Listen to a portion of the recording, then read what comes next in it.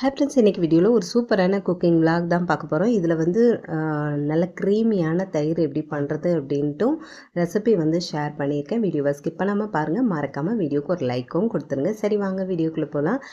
காலையில் பிரேக்ஃபாஸ்ட்லாம் முடிச்சுட்டு ரேஷன் கடைக்கு போக வேண்டியது தெரிஞ்சு போயிட்டு வரும்போது ஒரு ட்ரே முட்டையும் வாங்கிட்டு வந்தாச்சு. அதை வந்து எடுத்து வச்சுட்டு அதுக்கப்புறம் லஞ்சு பண்ண ஸ்டார்ட் பண்ணியாச்சு. லஞ்ச் வந்து கொஞ்சம் சிம்பிளாக தான் ரெடி பண்ண போகிறேன். என்னென்னு பார்த்தீங்கன்னா, தயிர் சாதத்துக்கு வந்து சாதம் குக்கரில் வச்சுருக்கேன். ஒரு சைடு வந்து முட்டை வேக வச்சுருக்கேன். அதுக்கப்புறம் தயிர் சாதத்துக்கு வந்து வாழைக்காய் வறுவல் நல்லாயிருக்கும்ல, அதனால 2 வாழைக்காய் இருந்துச்சு. அதை வந்து தோலெல்லாம் எடுத்துகிட்டு ரவுண்டாக இது மாதிரி கட் பண்ணி தண்ணியில் போட்டு வச்சுக்கலாம். முட்டை வெந்ததும் அதையும் எடுத்து சைடில் வச்சுட்டேன். அப்புறம் ஒரு பாத்திரத்தில் தண்ணி வச்சுருக்கேன். அது கூட வந்து கொஞ்சம் உப்பு, கொஞ்சம் மஞ்சத்தூள் சேர்த்துட்டு தண்ணி நல்லா சூடானதும் நம்ம கட் பண்ணி வச்சுருக்க வாழைக்காய் வந்து அதில் சேர்த்துடணும். சேர்த்துட்டு இது வந்து ரொம்ப குலைவாக வேக வச்சிடக்கூடாது. பாதி அளவு வெந்ததும் வாழைக்காவை எடுத்து ஆற வச்சிடலாம். இப்போ இதுக்கு மசாலா பார்த்திங்கன்னா, கொஞ்சமாக மஞ்சத்தூள் சேர்த்துருக்கேன்.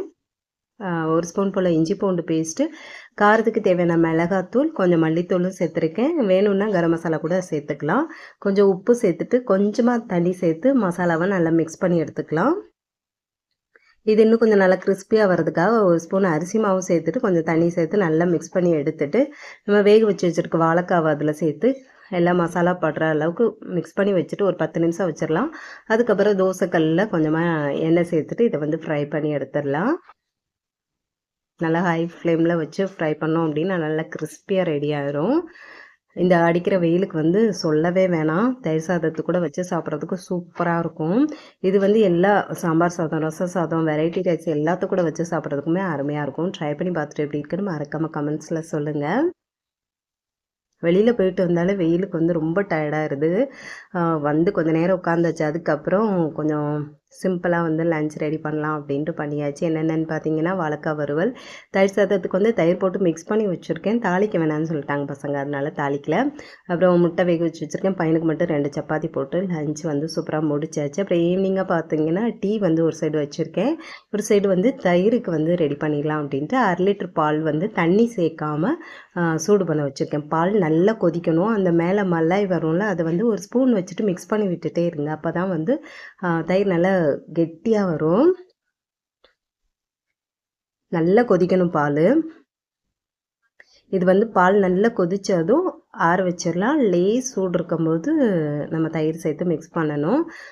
கடையில் வந்து என்ன தான் தயிர் வந்து ஃப்ரெஷ்ஷாக இருக்குன்ட்டு தான் கொடுக்குறாங்க. ஆனால் வெயிலுக்கு வந்து புளிப்பாக இருக்கிற மாதிரியே இருக்குது. அதுக்கு வந்து நம்ம 1/2 லிட்டர் பாலில் வந்து எவ்வளோ தயிர் வருதுன்ட்டு பார்க்கலாம். டீயும் போட்டு குடிச்சிட்டு அதுக்கப்புறம் பால் நல்லா ஆறுனதும் அதில் வந்து 1 ஸ்பூன் தயிர் சேர்த்து நல்லா கெட்டி இல்லாமல் மிக்ஸ் பண்ணி எடுத்து வச்சுட்டேன். நைட் ஃபுல்லாக இருக்கட்டும். காலையில் வந்து எப்படி இருக்குன்ட்டு வீடியோ கடைசியில் வந்து காட்டுறேன்.